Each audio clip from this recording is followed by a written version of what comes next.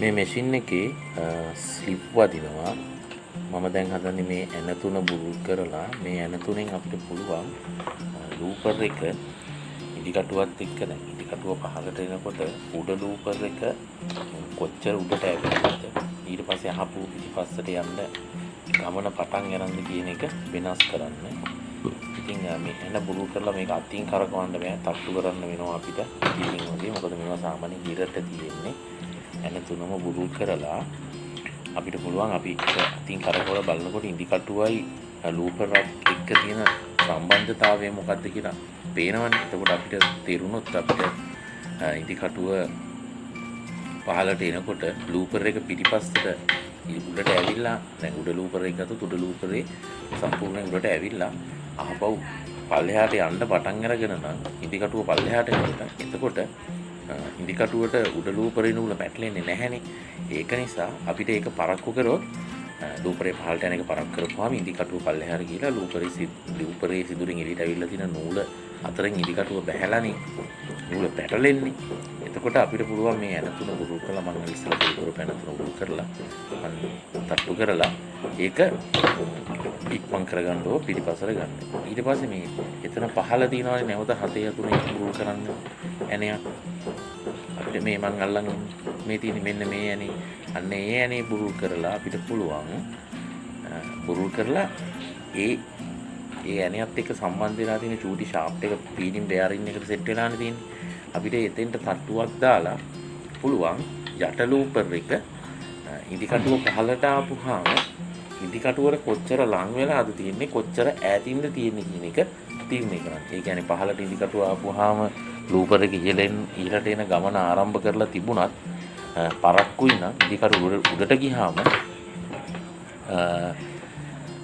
ලූපර් එක ඉදිකටුව උඩට යන්න පටන් ගන්නකොටම ලූපර් එක එන්න බෑ ඉදිකටුව ගාවට. එහෙම ආවොත් නේ ඉදිකටුවේ නූලට පැටලෙන්නේ. ඉතින් ඒක පරක්කුයි නම් අපිට පුළුවන් ඒ හතේ ඇනේ මම පෙන්නපෑනේ බුරුල් කරලා එතනට තට්ටු කරලා ෂාෆ්ට් එක ඇතුළට රිංගවනවා කියන්නේ අපි ෂාෆ්ට් එක ඇතුළට රිංගවනකොට ලූපරේ සහ ඉදිකටුව අතර තියෙන පරතරය වැඩි වෙනවා. අපි එතනින් හතේ ඇනේ බුරුල් කරලා ඒ චූටි ෂාෆ්ට් එක බෙයාරින් එක ඇතුලෙන් එළියට ලූපර් හෝල්ඩරෙන් එළියට ගත්තොත් එළිය පැත්තට ඇද්දිනකොට ඉන්ඩිකටුවට ලං වෙනවා. ඉතින් අපිට ඒ දෙපලෙන් ඇඩ්ජස්ට් කරගන්න පුළුවන්. ඉතින් ලූපර් එක උඩට ආපුවාම ඉන්ඩිකටුවත් එක්ක තියෙන සම්බන්ධතාවය සහ යට ලූපර් එක ඉන්ඩිකටුවත් එක්ක තියෙන සම්බන්ධතාවය වෙනස් කරගෙන නැවතත් ඒ යන හතරම තද කරලා මහලා බලන්න පුළුවන්.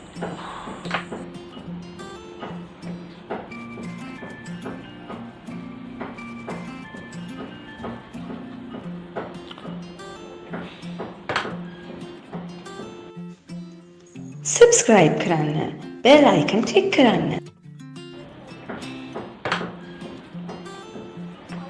මම ඒ කරේ මේ ඇනෝලෙන් අපිට පුළුවන් ලූපර් එක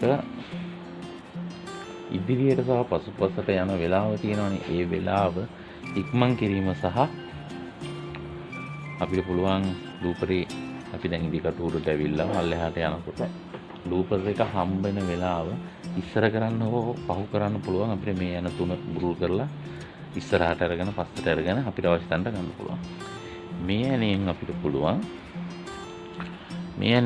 පුළුවන් ලූපර් එක වමට සහ දකුණට ගන්න. ඒක කරගන්න මේ ඇණේ බුරුල් කරලා අපිට බෙයාරින් එක ඉස්සරහට පස්සට අරගෙන කරන්න පුළුවන්. දැන් මේකේ මැෂින් එකේ ස්ලිප් එකක් වදිනවා.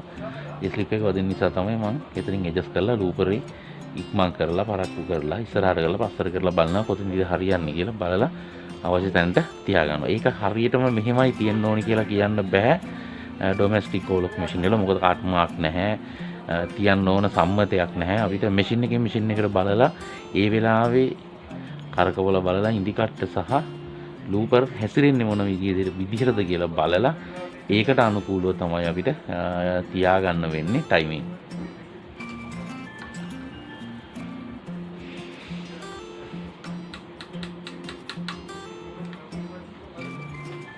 දැන් ටිකක් පාත් කරලා තව ටිකක් නීඩල් පාත් එක